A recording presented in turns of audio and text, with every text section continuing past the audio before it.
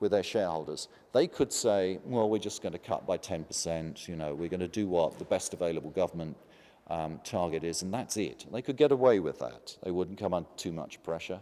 But no, they're going the complete way, or a lot of the way, towards deep cuts. And my view is they listen to their customers. They see the level of concern there is out there. They have kids themselves. There's a degree of personal epiphany and business leadership and all this. And they know what the scientists are saying. So I don't want to overstate this, but I want to leave it with you as a thought. I think there's really interesting stuff going on here. And of course, all Marks & Spencer's and Tesco's will be labeling, they say, all their products in terms of carbon intensity. So offering consumer choice and the scope for consumer feedback loops with consumers picking products because they're being told how much carbon dioxide is emitted in the creation of them. Sharp, the biggest solar manufacturer in the world, intends to be a zero global warming company by 2010. To be honest, I'm not sure how well they've thought that one through. DuPont, we've talked about aspirations up to now, but let's look at a company that has actually done something. When I started out as an environmentalist in '89, DuPont was the company we loved to hate, big chemical company, and a horrific record. And they were pretty recalcitrant, let me tell you, at the World Climate Conference. Around about '94, a few individuals in that company started pounding the table saying, we have got to do something about this, way back before it was fashionable. And they started to. And now there is a basket of greenhouse gases in the Kyoto Protocol, 6 in all, including the halocarbons and other chemicals and methane. So in carbon dioxide equivalent of all those gases, they've now cut 72% and counting. There's no government in the world, including Sweden, that comes close to that on 1990 levels. And they too are advocates of going further.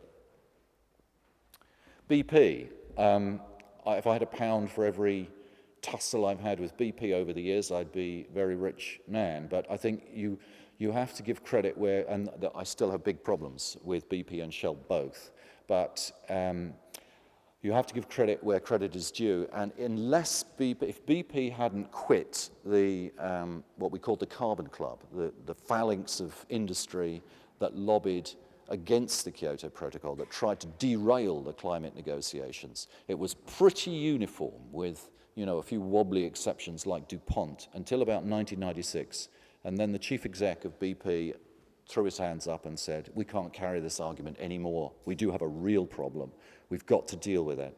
And for those of you who don't know the history, that was a crucial time because the voice of business had been uniform up to that juncture.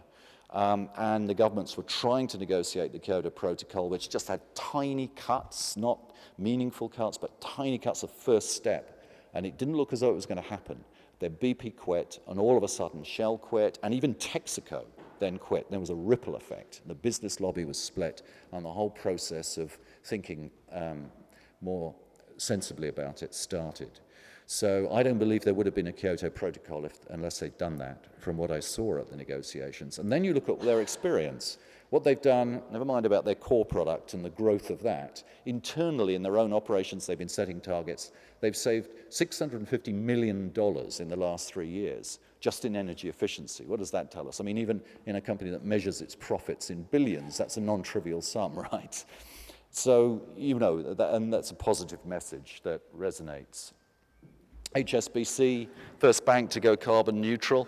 If you haven't been on their website recently, I recommend you clock on and have a look at it. You think to yourself, what am I looking at here? Is this some kind of environment group? They have green initiatives here and green policies there.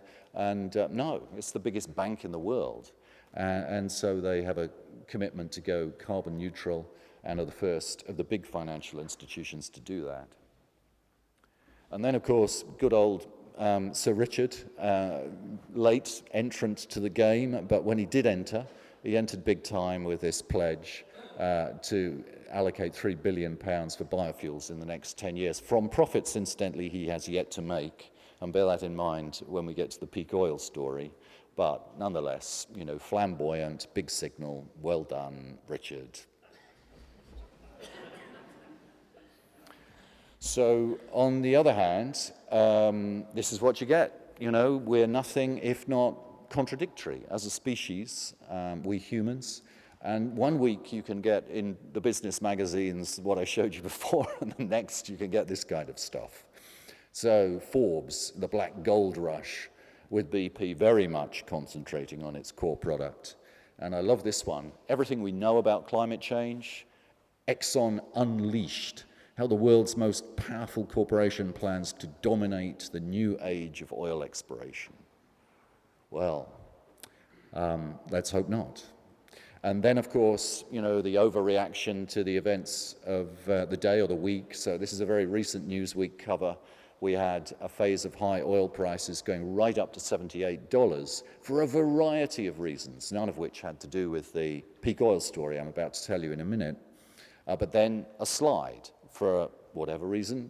We could talk about that, but we should move on to the main themes. In any event, the price comes down to $60, and all of a sudden, is the oil boom over?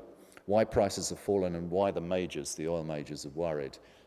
Reason being they won't have enough money to invest in finding the oil they're supposed to find to keep us going in our oil-addicted habits and continuing growth of oil supply.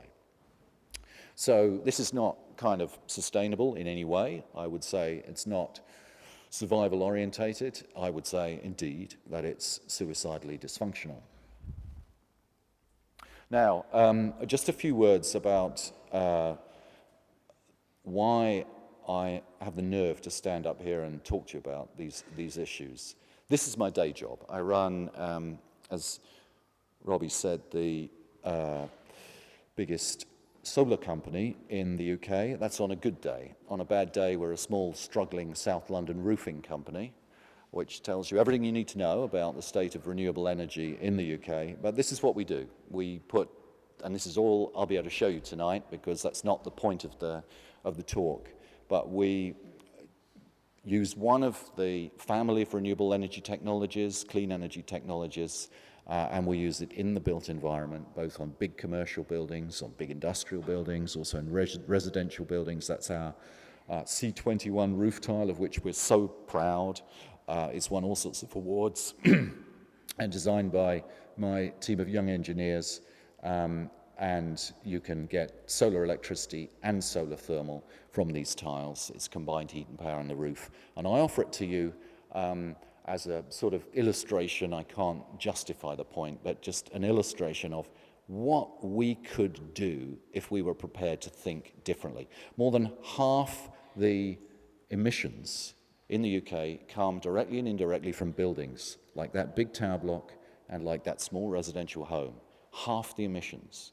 And with the right partner or partners, my company could go out tomorrow and build you a zero emissions home if we went for it seriously enough and used energy efficiency as well as solar, as well as perhaps one other member of the family of micro renewables. We could do that, if not tomorrow, then in a matter of weeks and certainly months. Now, when you think about the traditional alternatives, the big power plants that we take as normal, that so many officials that I meet have the view that, you know, that's how grown-ups have always got their energy, that is how grown-ups always will get their energy. Big, centralized power plants that we put